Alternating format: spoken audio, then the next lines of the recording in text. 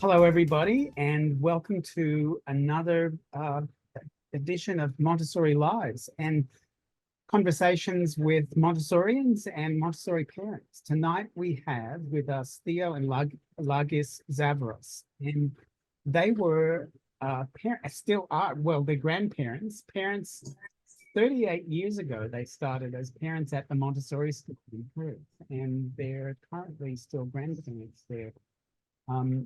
Welcome. Thank you. Thank you, Mike. Let's start with your Montessori story. How did you discover Montessori? Well, okay, so our education was done in England. And by the time we decided to come over here, we fell pregnant with our first child.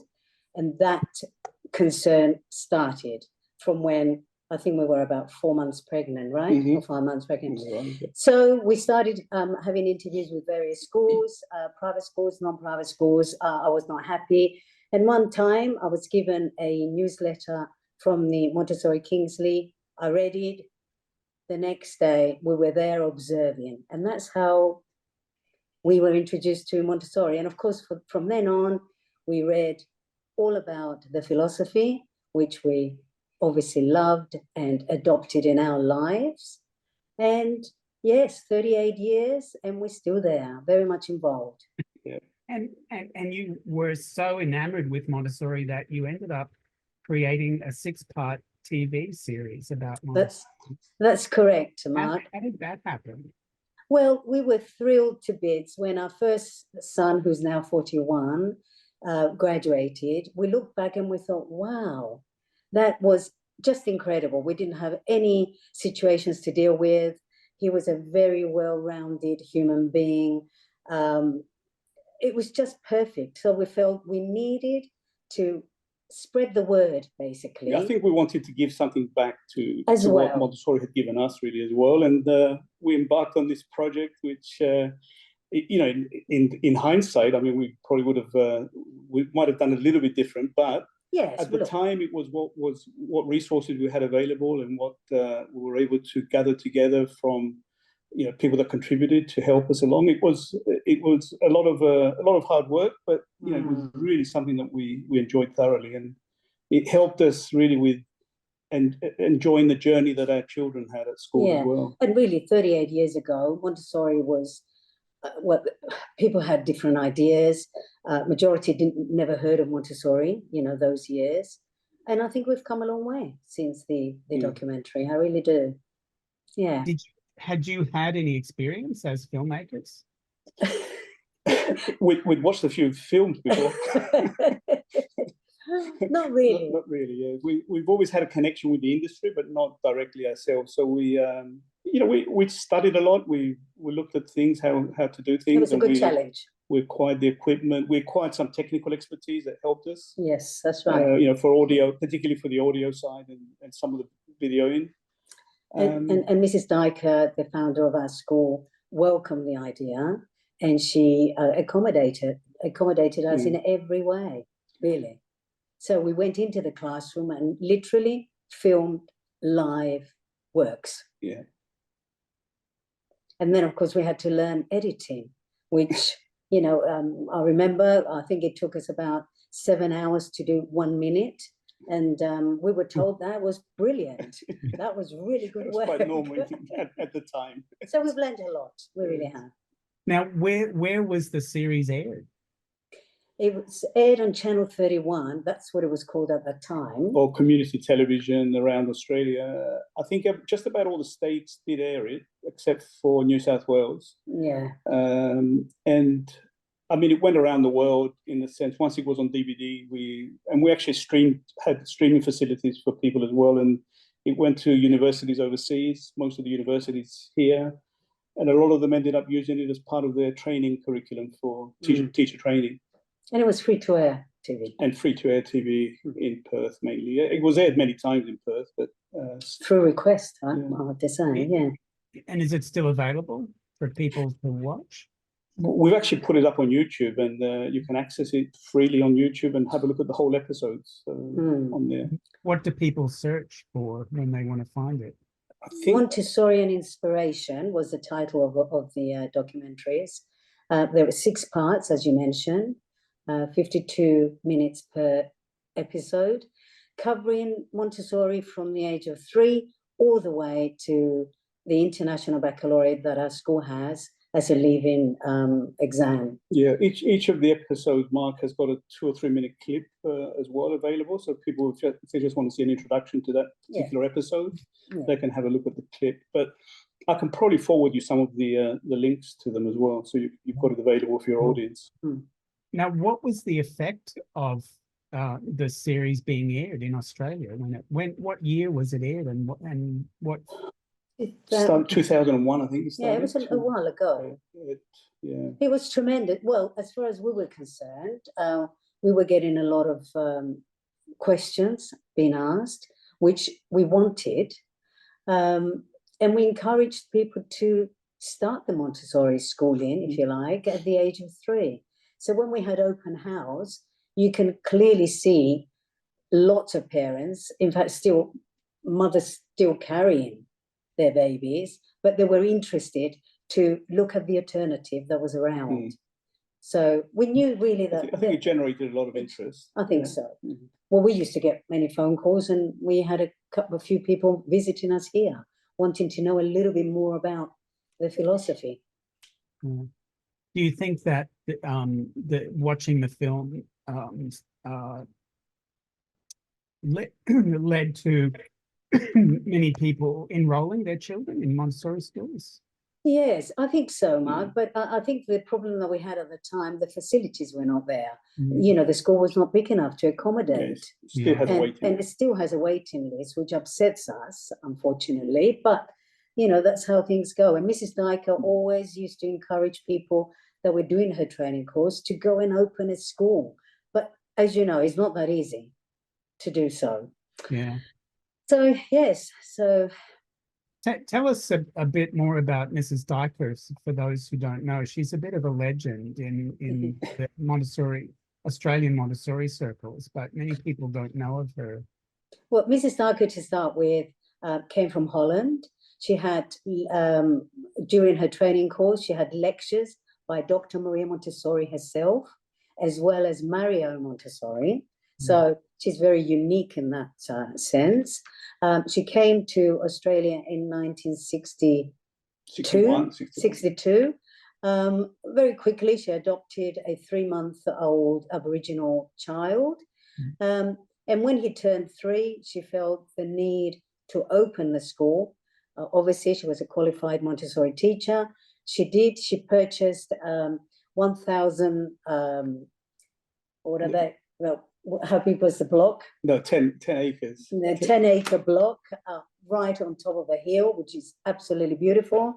Her and her husband built the school, or the first classroom, shall we say, and the school started then.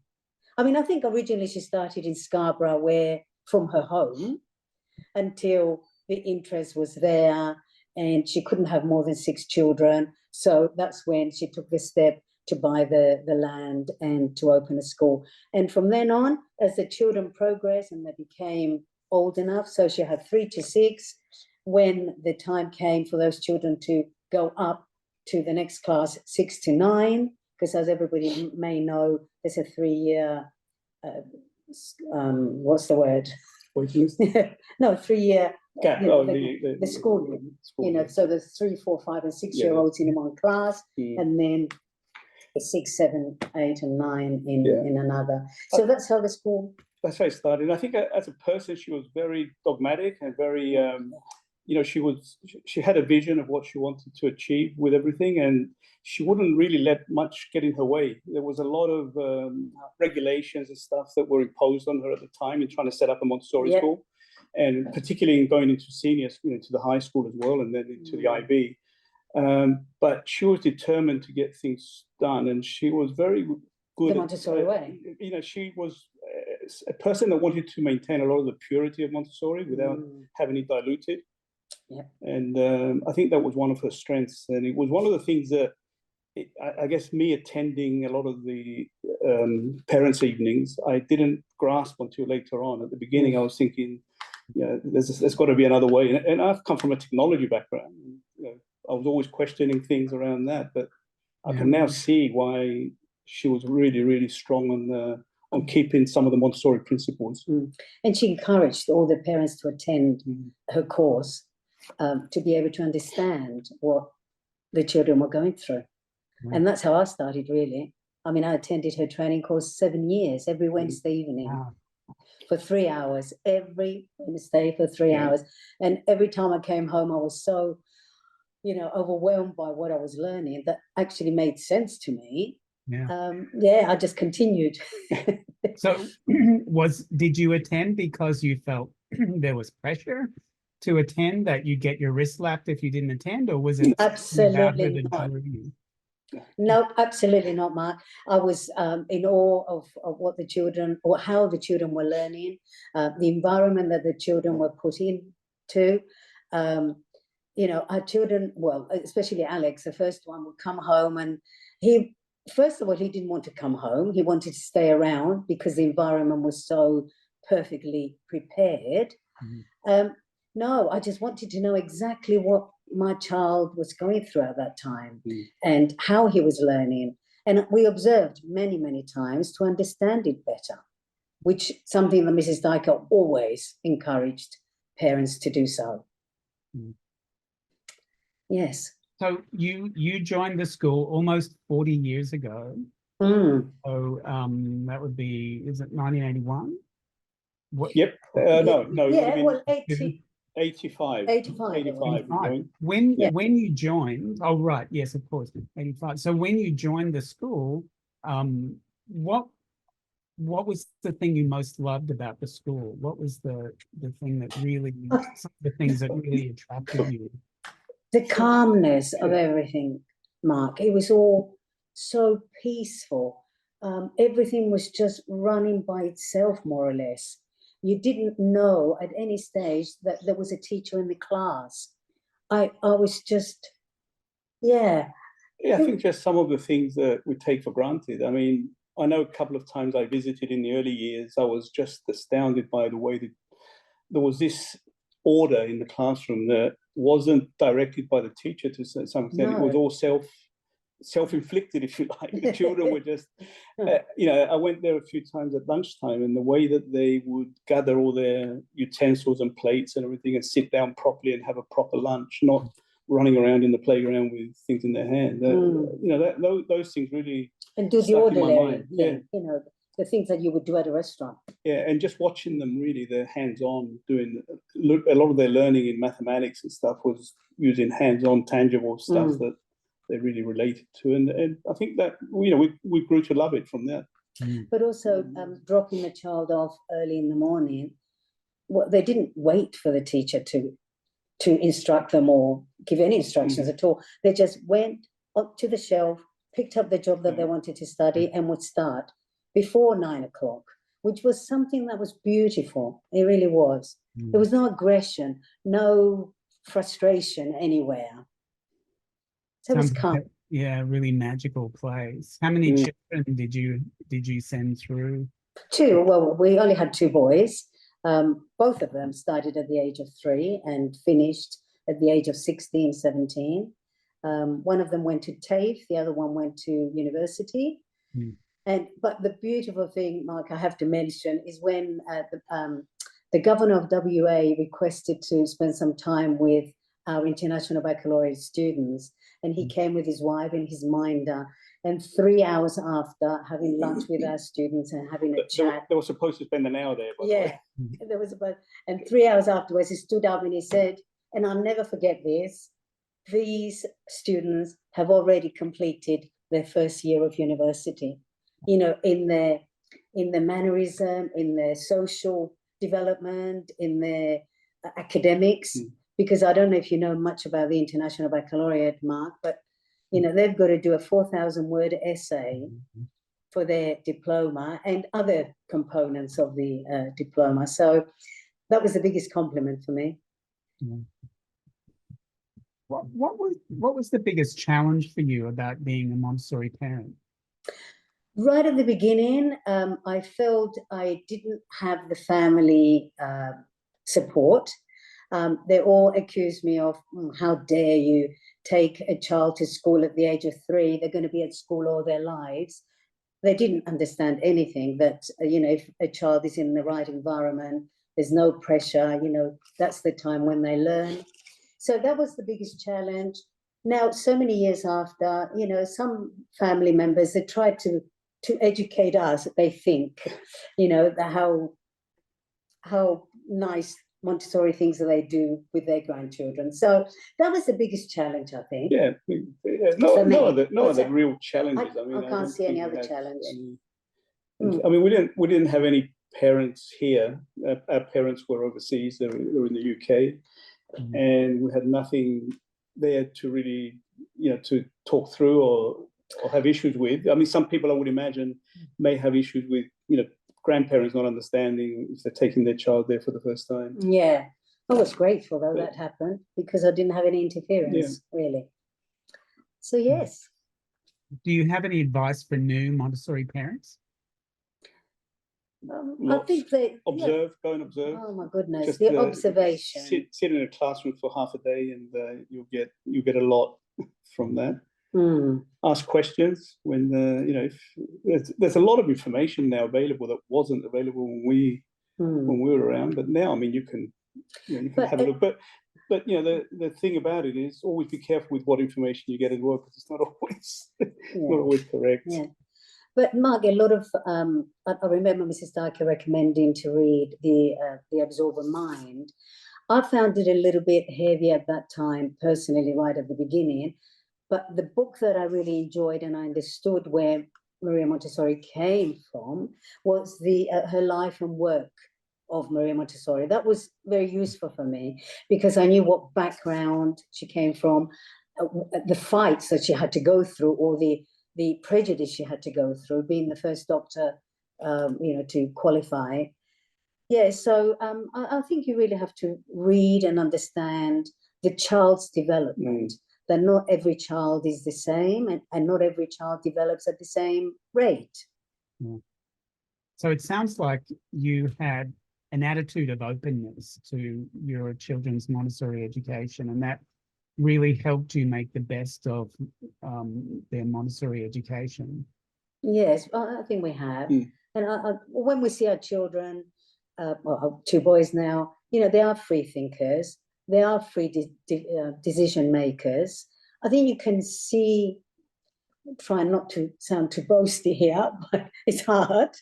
But many people actually, I think that they've grown into well-rounded adults that can take on any task, any challenge, and I guess they've both been able to follow their passions to some extent, and I think they're happy, well-rounded individuals, and open-minded about things. They will always listen to others' opinion, and I think we're just happy for that. Yeah. There's a common saying that Montessori is suited for every child, but not every parent. Do you think that's true? Is there a kind of parent for whom Montessori is not well suited? Well, during my time, I have come across a lot of parents that, or some parents, that they think, well, I've survived my education in a different way, so why can't my child? Yeah. But if you ask them, what did you enjoy about the school? The answer is nil. They didn't really enjoy anything. So that gives me the opportunity to talk more about the Montessori. That's right. I think some people have the idea that learning has to be structured in a certain way, and if it's not, then it doesn't sort of. It's only because I don't understand that a perfectly prepared environment encourages the child to do things without any criticism and I think that's why the children, or most children, stop wanting to do things, because they're being criticized, they're being compared, and not given enough time to understand a particular task. And as you know, in a Montessori environment, you have to understand one part of the job, or the job first, before you move on. And you're given a lesson on how to do that job correctly the first time. Yeah, so it's a lot to understand the environment that the Montessori school offers. Now, as a result of your six-part series, did you get to talk to policymakers at all? Did policymakers come and ask you for your advice, opinions, your experience? Well, no, we had a lot of visits from the politicians. A few of them we thought, wow, you know, they aren't really understanding, but really nothing materialized, really. I don't think we pushed it that hard ourselves, really. I mean, we just left it open. If anybody wanted to have a discussion, we were quite open to it. But as you say, I don't think that there was anything that I could point a finger at and say, yeah, there was some. Although we did find that a lot of the schools started to apply some Montessori principles. They would never say that they were. Yes, really? I have a sister. Such as what? Well, I have a sister who worked in a private and it was a Catholic school, system, actually. And she would always ask how I would prepare certain jobs or lessons. And I would give her advice. And apparently a number of years, even though she was only an assistant or whatever you want to call them, her class shown apparently. Yeah. We started to use started to apply those principles. Yeah. They would never call it Montessori. I know. And we still read articles in the paper where, you know, they're talking about mixing ages in a classroom, but no mention about Montessori. Maybe they don't know enough. I don't know. Yeah. Do you think that the name is a bit of a barrier sometimes to its to Montessori being more widely accepted? Sometimes I feel like we need to come up with a new name for Montessori because it's really so forward-looking and so appropriate for the 21st century. But the name Montessori seems to point in the opposite direction, backwards. And often, you know, when we talk about Montessori, we show the image of this elderly Italian woman who died 72 years ago almost, and in that way, you know, perhaps we like show ourselves as being obsolete. Do you think?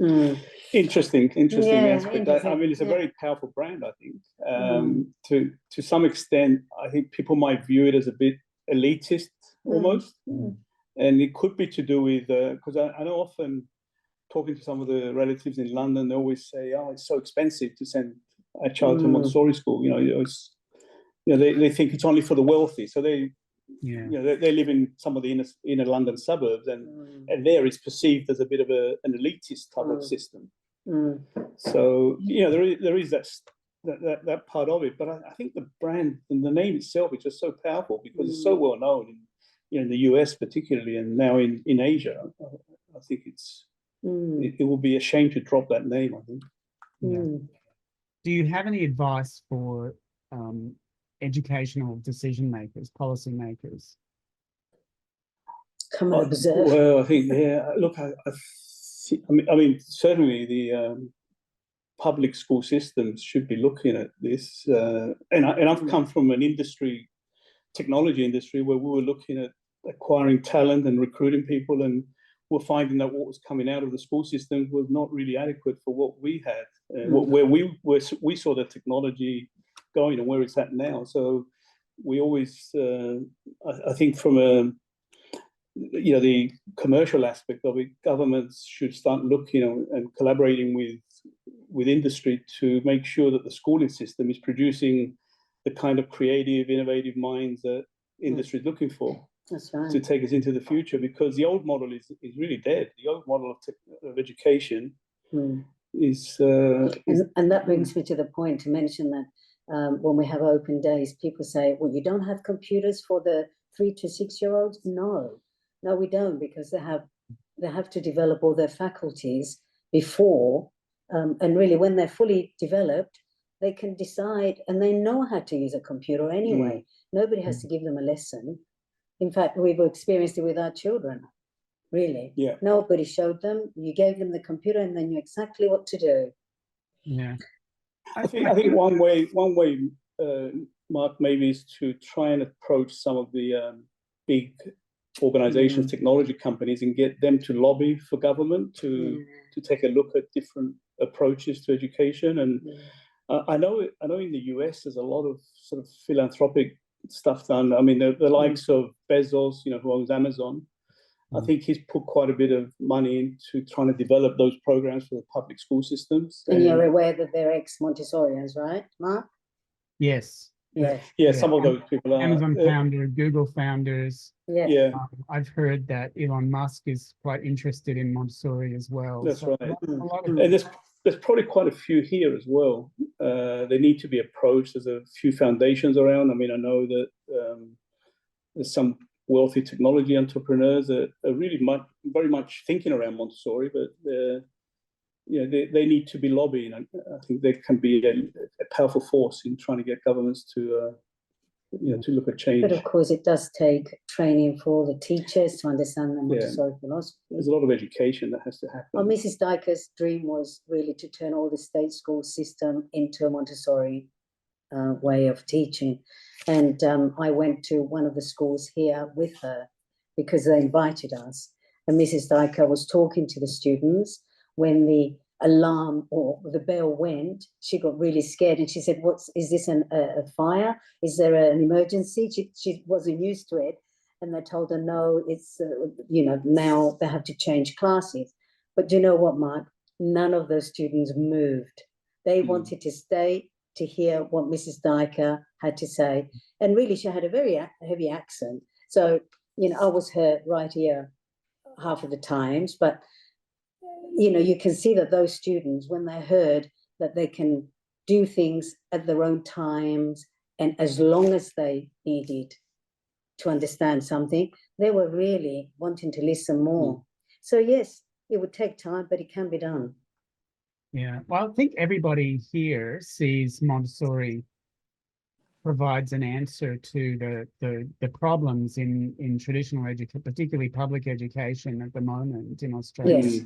Yes. And most people, I think, who observe in a Montessori classroom can see the potential for it. But why do you think then Montessori is so hasn't been adopted more widely in Australia? I mean, Montessori really only serves 0.012% of children in the country, and only 0.5% of schools in this country are Montessori. Why do you think it hasn't spread more widely? I mean, it's much more widely known in the United States. Well, and yet it's been in Australia as long as it's been in the United States, almost. Well, my way of thinking is the fee that puts people. I think that's one of the reasons. Even though when you tell people you don't have to buy uniform for summer or winter or sports and so on, really the cost is minimal, if you like. Well, it's probably more of an education thing. That we need to educate. I don't know. There's a lot of issues. I guess. I mean, the states would have the same issue as us, that each state has their own education system, and there's been varying degrees of implementation of Montessori across Australia, I would imagine, across the different states, because they have to come in line with certain regulations and certain state type of base regulations. So it hasn't been a holistic approach to it, a national approach to it, which makes it more difficult. It becomes a little bit more fragmented. How you bring it all together, it's a challenge. It certainly is a challenge. I just think we need more parents to question their child's education, and if we have a lot of parents agreeing, then we can move forward. I think. Maybe we need a reshowing of your series. Well, do you know what? It is a bit dated now. It needs to be edited a little bit because it's very detailed, maybe. So we need to, and we did start, didn't we, to actually do a more lighter version. Yeah. Look, it's a good tool at the moment for teacher studying and that kind of thing. I mean, for somebody to sit down and watch 6 episodes, it's quite heavy duty. We have been wanting to do a 1-hour documentary. I think we would reshoot a lot of the footage now. Yeah, I mean, attention spans have reduced significantly since you made the film, so that's probably would be a helpful thing to have a shorter version. Mm. Yeah, look, I think we'll take that on board. That might now that I've retired as well. we might embark on something like that and get a half hour. No, I think we should get our sons to do it. Yeah. In fact, episode 5, our first son appeared. I don't know if you watched all the episodes, Mark, but he actually helped with the camera work. Yeah. Yeah, I sound in a position to do a bit more. I think you're right though. Getting something out there now that certainly there's a lot more out there now than what there was 20 years ago. But getting something out there that relates to a school, for instance, that a child from 3 to 18 will be quite unique still. Yeah, and incorporating what happens with the International Baccalaureate as well. So I think it might be worthwhile us looking at something like that. Yeah, perhaps it needs to mirror the format of a Netflix series. Like I find it difficult to watch a full-length movie these days. It just feels really difficult to put the time. Only because they're not interesting, Mark. That's all. Yeah, that's true. But sitting down to watch a Netflix series for 20 minutes or 40 minutes or so is much easier than watching a full-length movie. So yeah, no, that's only one way, I think. And they're all 52 minutes. Yeah. But I think maybe the Montessori community out there can look at ways, especially on the East Coast, where maybe get some philanthropic dollars in to try and educate people and put out some press releases or something around what's happening in Montessori. But Mark, do you think awareness? Do you think there's enough exposure of Montessori out there? Personally, no. I think if you ask a lot of people on the street about Montessori, they really don't know. They wouldn't know. Oh, really? Yeah. Here, I think we've come a long way. Every person that you speak to, and they know that both of our boys have gone to the Montessori. They understand. They know the Montessori type of schooling, they call it. Yeah, I'm not sure the ordinary person on the street, though. Well, I don't know. We haven't come across when we visit a cafe for our morning drink. Most we have a people discussion. do know. Yeah, when we say most people do know. Yeah, a lot more, I think. Probably here could be because of the documentary. I don't know. Yeah, but it didn't get mass viewing, really. I think there seems to be a higher density of, I don't know if this is true, but my sense is there's a higher density of Montessori schools in Perth than in other places, perhaps in Sydney. But I wonder if that has to do with it could be because there's been quite a few evolved since the documentary. Yeah, and good point. Quite a few of the teachers or ex-teachers or parents that have come out of Kingsley have gone on to other places and set up Montessori, either in Margaret River or Rockingham or places surrounding Perth. So not necessarily just in Perth. Yeah. And there are several educators in the audience here who were trained by Mrs. Dykers. If you'd like to say anything or ask a question of Theo or others, please feel free to do so anytime. Yeah, I was trained by Mrs. Dyker probably at a similar time as you were doing the video in Brisbane. She was flying across one weekend a month in 2001 and 2002.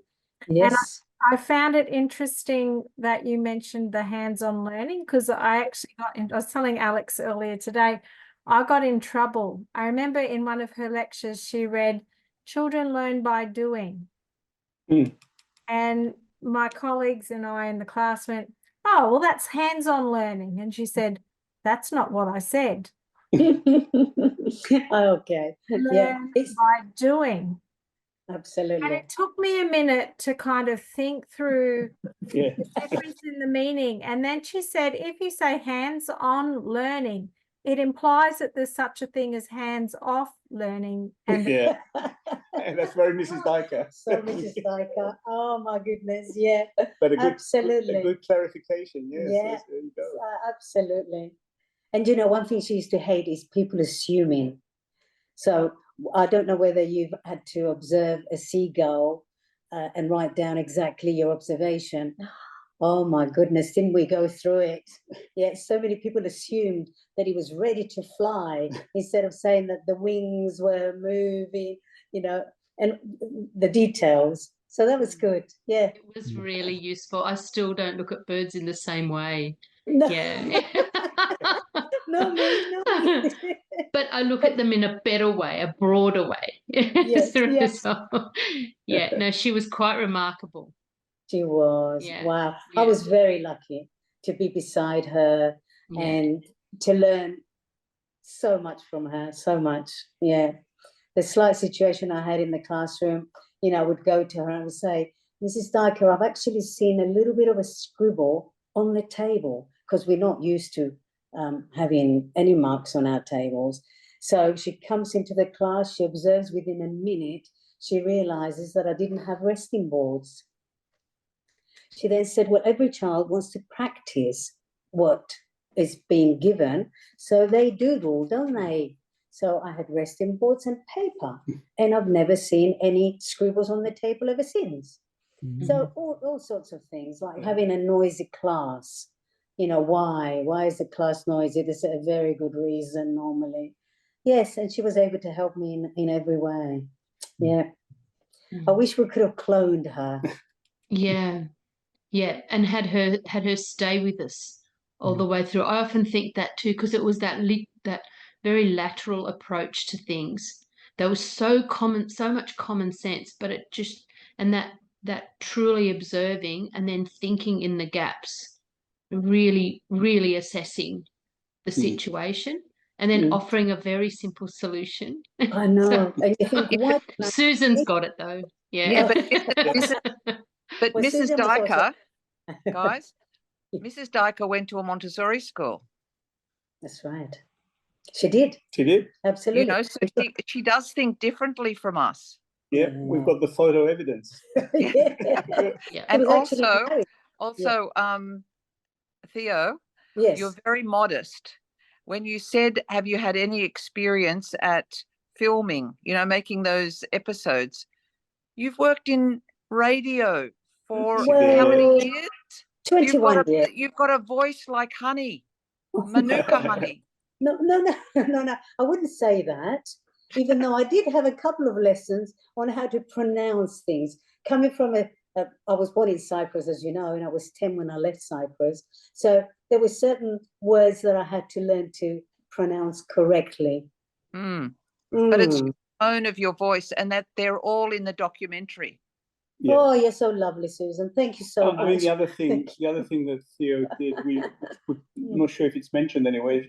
We had an instance where our youngest son wanted to learn Greek, but did not want to go to Greek school on a Saturday morning. You know, Greek school was always on a Saturday morning in Perth. And Mrs. Dyker said to him, "Well, you can take Greek lessons here at school during school hours." No, she actually said, if we find a teacher. No, who's the best? Okay, let me finish. And who's the best person for that? Your mum, probably. So let's talk to your mum. And in the end, Theo set up a class 20 years ago. The class became, from one person went to 45 students because everybody wanted to learn Greek in those days. She ended up teaching for 15 years? 21 years. 21 years. She taught for 21 all years. Voluntarily. All voluntary, yeah. But she was loving it, 2 hours a week, and the best time. She was having a great time and absorbing the environment there. It was fantastic for her. So thank you, all these compliments. Should I receive them? Thank you. Thank you, Susan. And you've done a wonderful job accommodating Mrs. Dyker, as you know. Mwah to you too. Yeah, it was wonderful. Wonderful. We were both very blessed, if I could use that word, that we met Mrs. Dyker and we spent all that time with her. Really. Yeah. And I always think she's with me somewhere. I don't know. What would Mrs. Dyker do if I've got a certain problem? And the answer comes. So that's great. Yes, it is. I mean, for me, with Mrs. Dyker, I was on a journey and I didn't realize what a journey it was until afterwards. And now I sit back and I really appreciate the journey she took me on. Good times, eh? Yeah. Now, Theo and Lucas, did your children face any unusual challenges because of their Montessori education? Okay, that's a very interesting question, because we asked our first son the other day the same question. What was the answer? I think the challenges they faced at the time was, maybe I should be in a bigger school with more resources, more things, more opportunities to do other, more sports and stuff. But it wasn't really a challenge that they. Well, he actually said no challenges challenges at all. But that was the only thing they thought about. That maybe, but in the end, whatever they wanted to do was actually made available to them. So if they showed an interest in, at one stage was in fencing, I think. Yes, they did it all. So the school provided the facilities for them. So it might have only been 1 or 2 students that did it, but because they were interested. And not only that, they were interested in soccer. So our son decided, yes, he can teach soccer. So at the age of, I don't know how he was, 14, 15, he had all the children learning soccer skills. So yeah, I think everything was available. Yeah. So they didn't really face any challenges. I think just building up their social network maybe was one of the things. Which we were good at because we did outside of the school activities. So that, that was. But, like now, they look back on it now, and some of those friendships that they made at Montessori from the age of 3, they've got them now for life. They've got some very good friends from that environment. That's another thing that's beautiful. Yeah. And our son Alex is so his 2 children are at Montessori, and he's actually on the board as well for the Kingsley Montessori. And there's a couple of board members that were ex-students, and quite a number of teachers there that were ex-students. So look, it's absolutely beautiful because we've got a number of students that are teaching at the school now. Not only that, Bobby Beasley, the principal of our school, who obviously retired, she started at the Montessori school in Kingsley, and now she has her grandchild there. And her daughter, who went through the Montessori philosophy as well, teaches there. So, 3rd generation Montessorians, it's something beautiful, I think. And that's what we are aiming. Yeah. So I know it's really difficult to answer the question. Think about how your children would have turned out without a Montessori education. But are there any characteristics of your boys that you would say unequivocally they owe that to Montessori? I think it's both the home environment and maybe because we knew enough about Montessori to practice Montessori at home. Do you agree with that? Yeah, but I think the things that they've picked up, probably their listening skills, I think are just fantastic. I think that a lot of that, and communication and empathy as well, thinking about putting themselves in others' shoes. Respect. I think they have respect. Yeah. They would always look at the other side of an argument. And then I think, you don't know, they might have picked those things up elsewhere, but there's some of those. Really, it's an interesting question, Mark. Yeah. Is there a book do you think all parents should read? I haven't done much. Everything. Look, I've read it all. I think what I said about Montessori's life and works, it helped me understand the basics, where she was coming from, why she did what she did. So my favorite book is that one, Maria Montessori, Her Life and Work. That's mine, but I've got every single Montessori book there, which obviously covers a lot of the philosophy. But some of them I find a little bit heavy. As I said, The Absorbent Mind, I personally found it, as soon as I started at the school, a little bit too heavy to understand everything. So it's something that's very easy reading. So I found that one, even though it's a thick book, I found it very easy to understand. Are there areas where you think Montessori needs to be updated to better fit the modern world? I think we're progressing well. Yeah, I mean, I don't know what happens in other schools. I'm just observing some of the things here, but I think technology needs to be incorporated very thoughtfully, and how it's used and absolutely. At what age. It's something that is there in our everyday lives, but I don't think that every school at the moment is necessarily applying it correctly. So Montessori can incorporate some of the technology both for its own benefit in teacher training and getting things done much more efficiently, but also for the students to adapt and use it. I guess it's the word, incorporating real life aspects to it within the technology. So it relates back to that, that Montessori philosophy.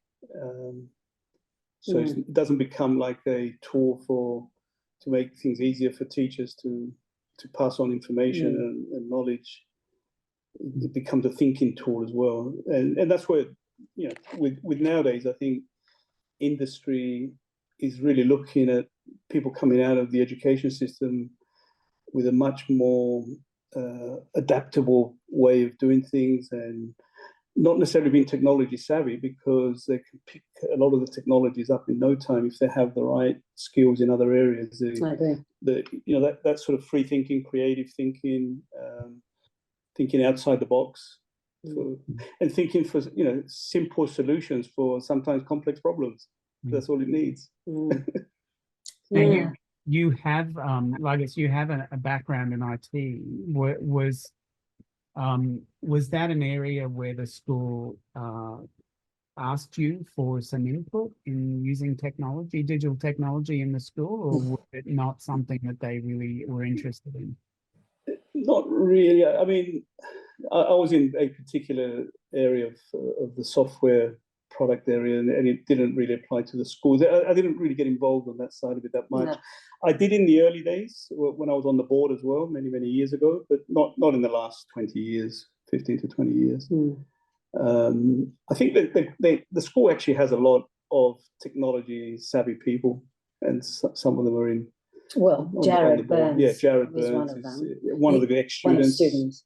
Went on to work for a technology company as well, and he's fairly senior, and he's on the board, so he's able to provide. I sort of branched out into different areas, and I was working.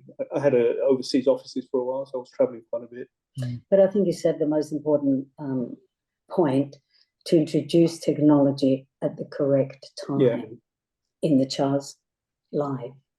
Yeah, absolutely. Because I know we know some neighbours that have 5-year-olds that attend school, and they have the little iPads and they've got the little computers and so on and so forth. Well, I'm totally in disagreement with that, because I think the child has a lot more faculties to develop before the computer comes into, like the communication aspects, the self-discipline, the thinking behind everything. So, I think that was the most important point that you raised, to be introduced at the right time. And the other thing I think is trying to establish some flexibility in the curriculum. And, there are certain things that I'm not sure are correct, like the government undertook the NAPLAN initiatives, and I'm not sure that it works too well for a Montessori environment. So Mrs. Tucker fought for that for many years, and she was able to get away with it. Yeah, but the children find it really easy to do, though. That's the thing, because the way they are presented with NAPLAN is such a beautiful way. They just get on with it.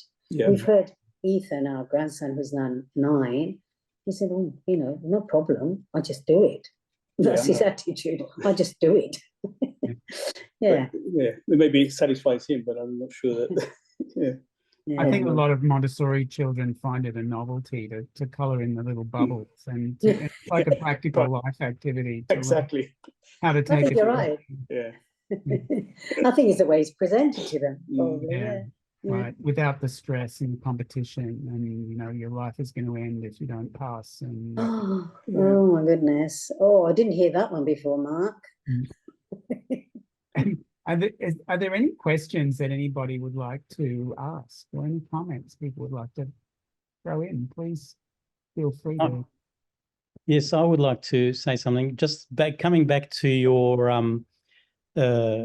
the video, the film that you created. We'd like to be able to help you create a shorter version with Montessori, and we can work with you and make it happen as soon as wow. Thank you for that.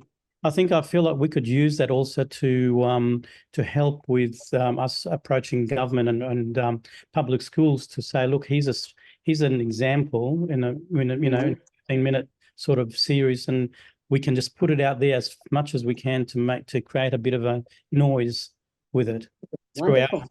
And maybe we can invite you also to be just to talk at our public schools focus group, because that'll be very helpful too. For sure. Yeah.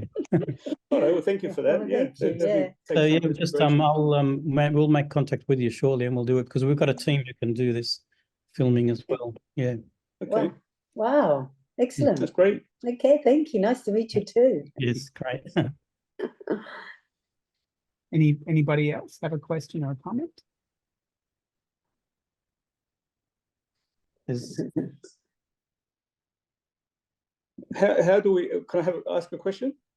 How do we get the Montessori community in Australia to sort of become more nationally focused and maybe attack some of the federal government initiatives to try and then branch out from there? Yeah, that's what we're working on. We have a focus group who's actually starting to meet this year, where it's focused on how we can talk to politicians and work with them and create a connection. So if you're available, we'd love to have you come and attend that as well and be part of it. Okay. Well, thank you. So the way Montessori Australia works is it's a very ground up sort of democratic structure where people who have interests, work that they think needs to be done, can form or join a focus group if there's already one, or form one if there isn't one. And that's the way that interest can be furthered. Hani, I don't know if you want to say anything more about that structure and talk about the focus groups that are already there or live. Yes, yeah, so basically the way Montessori Australia operates is that there is an organisation, not-for-profit organisation that is a caretaker or that looks after the assets of Montessori Australia, which is also kept in a trust. So it's not owned by anybody or any organisation. It's just a trust. And there's also another organisation that looks after all the commercial aspect, and that's a commercial company that manages all these aspects. And because it's a commercial company, it can just do things quickly and make decisions and get things underway. So that's why I can say to you, we can then go and create it, help you with your video and make it happen tomorrow, that kind of thing. We don't have to go through and to a board and go through this whole process because it's a commercial project. But on the educational side, that goes through the board, and that would then have to go through and ratified by the executives of the not-for-profit organisation that looks after all the educational aspects and anything to do with adult care or anything like this. The way we do that is that we have focus groups that have been created over the time, when there'll be a focus group on the Montessori National Curriculum, or a focus group on the quality assurance programs, on all different aspects like talking to government or public schools, that kind of thing. So these groups are made up of people within the community who come together and they formulate what they want to do and what they want to achieve and achieve it. And it gets ratified again if that's the process. It gets ratified by the not-for-profit organisation executives and the board at the time. So everything comes from the ground up rather than from somebody from the top. This is what we're going to do, and if you don't like it, that's how it is. Yeah, that's a good way to do it. That's where some of the best ideas come from. Yes, that's good. All right, there's a lot of food for thought there. That's been good. Maybe we'll end with a conundrum that many Montessorians face. Probably, from what I've heard, probably Mrs. Dykers as well, that work-life balance. How have you found to deal with that issue, and what was your experience with Mrs. Dykers and that issue? I think well-being, is a new focus for educators, and particularly after COVID. And so a lot of people are thinking about how they can better manage that work-life balance. Well, we don't have a problem because we're retired. So we have a lot of balance. A lot of time on our hands. No, we don't. No, we don't. We do it. No. But again, I think a Montessori education actually prepares you much better for that going forward, for that balance in life. For looking at everything holistically, the social aspect. It's not just about the work. It's work is a component of it, and nowadays work can overlap. It can be outside of 9 to 5 because of the type of roles that people engage in, and unless you have that self-discipline, that's freedom within to get that balance in your life, you're going to be faced with a challenge. Time management will always be a challenge for you if you're not able to manage yourself internally. So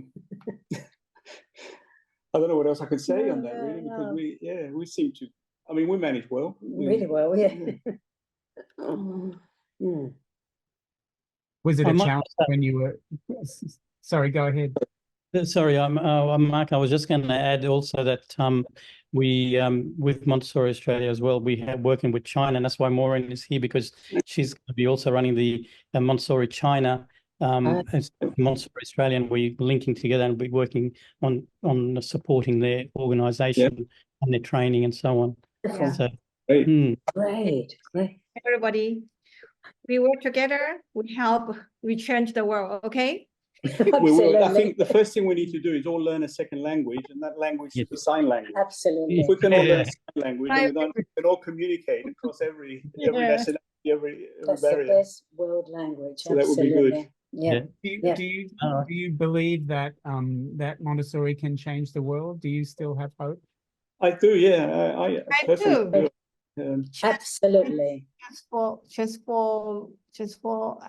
say transform, transformational, transformational, yeah. transformation. Yeah, Look, also Education for peace.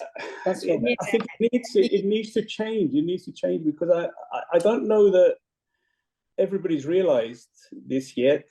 And I'll take it back to an analogy. When the Industrial Revolution was happening in the UK, or initially in Europe and the UK, people were in the Industrial Revolution, but they didn't realize that it was a revolution. No. Things were changing dramatically. How the commercial aspect were going to work. The factories that were set up and what was needed to feed those factories from an educational perspective.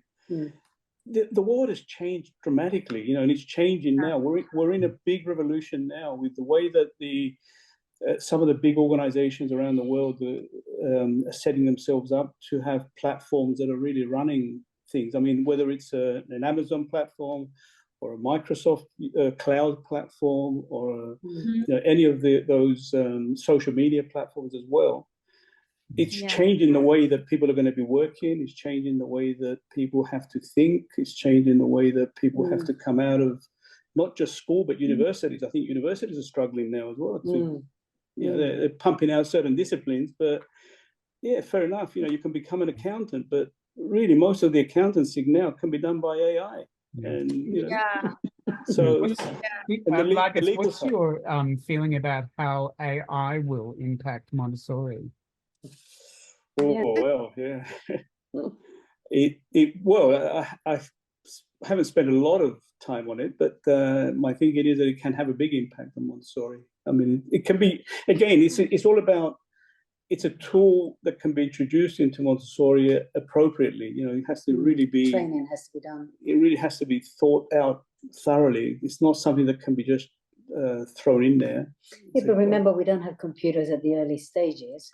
Computers are not introduced until they're year 3 or whatever, at the age of 9. So by then, I was thinking more in the wider social sense. For example, I think I get the sense that some policymakers are perhaps seeing AI as an answer to individualization in traditional education, and I'm wondering whether that will pose a threat or a competitor to what Montessori has to offer. It could potentially do that because, I think I said it earlier on. We've seen a lot of people adapt Montessori principles, but they will never say that they have.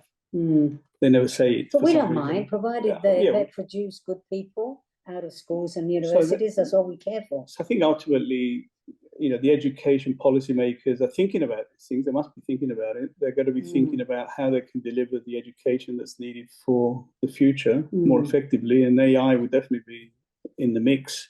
I think every country is grappling with it now, how to deal with AI.